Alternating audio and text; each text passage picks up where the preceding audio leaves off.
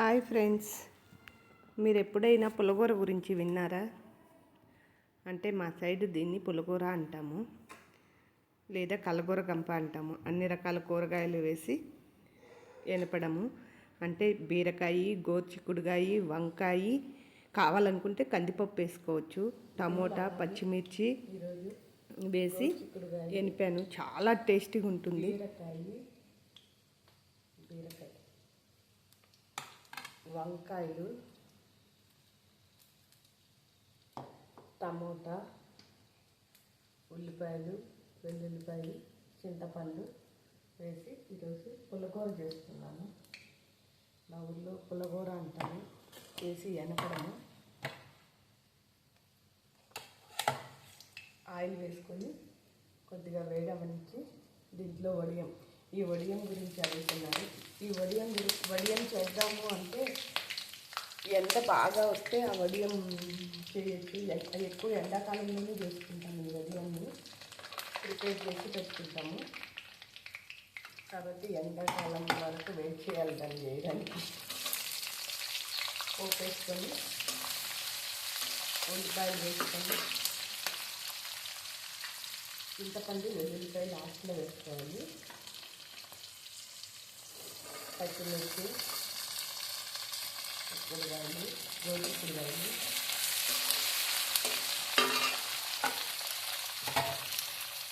బీరకాయ,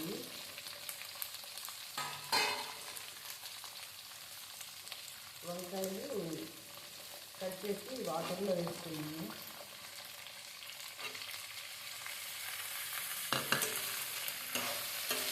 అన్నీ వేసి కొద్దిసేపు కొద్దిగా పసుపు వేయాలి.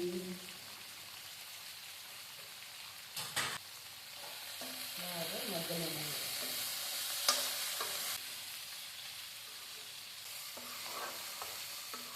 ఇది వేడికి ఉంటుంది. ఎంత కలర్ఫుల్గా ఉంది కదా.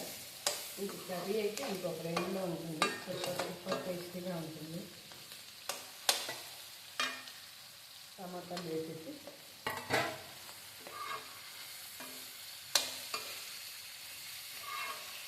కొద్దిగా కారంగా చేసుకోవాలి. ఎందుకంటే నెయ్యి వేసుకుంటే చాలా బాగుంటుంది. వేడి అన్నంలో కొద్దిగా నెయ్యి వేసుకొని కర్రీ వేసుకొని తింటే స్వర్గంగా అనిపిస్తుంది. వేడి అన్నము నేను రాగి సంగతి చేస్తాను. ఆ సంగతిలో కూడా చాలా బాగుంటుంది.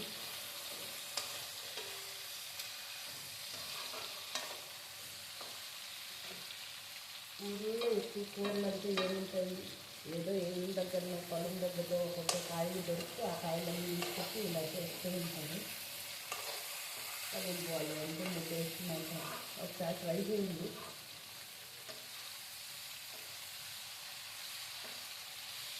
ఇట్లా బాగా మగ్గినాక కొద్దిగా ఇప్పుడైనా వేసుకోవచ్చు, సాయంత్రం ఫైనల్లో అయినా వేసుకోవచ్చు.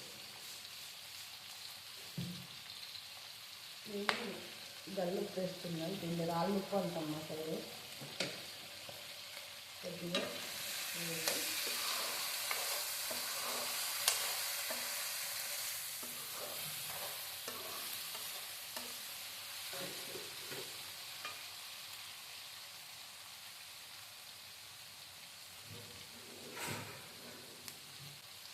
కొద్దిసేపు ఒక 5 minutes మగ్గనిద్దాము. మగ్గిందనుకో టేస్ట్ బాగుంటుంది. తర్వాత బియ్యం కడిగిన వాటర్,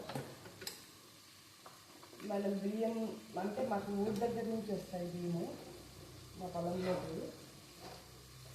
ఆ వాటరు బియ్యం ఒకసారి కడిగి పోసేసి రెండోసారి కడిగిన నీళ్ళని అలాగే ఉంచుకొని ఆ నీళ్ళు కానీ ఇందులో వేసామంటే చాలా టేస్టీగా ఉంటుంది. అందుకోసమని బియ్యం కడిగి పెట్టాను. చాలా అంటే చాలా టేస్ట్ ఉంటుంది. మీరు కూడా ఒకసారి ట్రై చేయండి. నేను ఆకుకూర ఇప్పుడు ప్రస్తుతం వేయలేదు.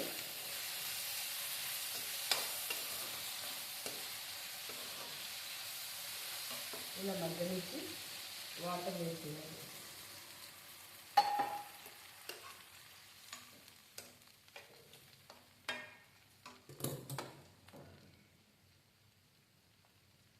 వాటర్ వేసి కొద్దిసేపు మగ్గిన తర్వాత మళ్ళీ ఫైనల్లో చింతపండు వెల్లుల్లిపాయ వేయాలి.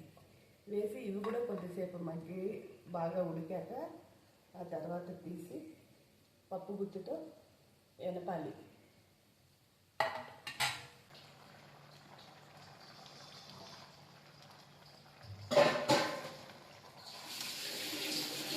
ఇలా పప్పు గుత్తి తీసుకొని ఇలా ఎంచుకోవాలి.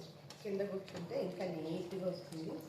కింద కూర్చొని ఎంపుతున్నా. అట్లని ఫుల్ మెత్తగా ఎంపకూడదు, కొద్దిగా పలుకుగా ఉంటే ఇట్లా తగులుతూ ఉంటే ముక్కలు బాగుంటుంది. ఇలా ఎంపుకోవాలి. పప్పు గుత్తి తీసుకొని నీట్గా ఇలా చేసుకొని దీంట్లో కొన్ని పచ్చిమిర్చి అలాగే వదిలేసాను. ఎందుకంటే పిల్లలు పచ్చిమిర్చి కారం ఎక్కువ ఉంటే తింటారు కదా. ఇప్పుడు పెద్దవాళ్ళు అనుకో దీన్ని తినేటప్పుడు అట్లా ఇది చేసుకొని సంగట్లోనో అన్నంలోనూ కలిపామంటే ఆ కారం వస్తుంది కదా, అప్పుడు సరిపోతుంది. పిల్లలు తింటుని కొన్ని పచ్చిమిర్చి అలాగే వదిలేస్తాం మామూలుగా. మాకు కావాలన్నప్పుడు అవి నలుపుకొని తినేస్తాం. ఇంతే. వంకాయ, బీరకాయ, గోరుచిక్కుడుకాయ, టమోటా, ఉల్లిపాయ కర్రీ. దీన్ని మేము పులగూర అంటాము, లేదా కలగూరగంప అంటాము. మీరేమంటారో కామెంట్ చేయండి, షేర్ చేయండి, లైక్ చేయండి. Okay friends, bye.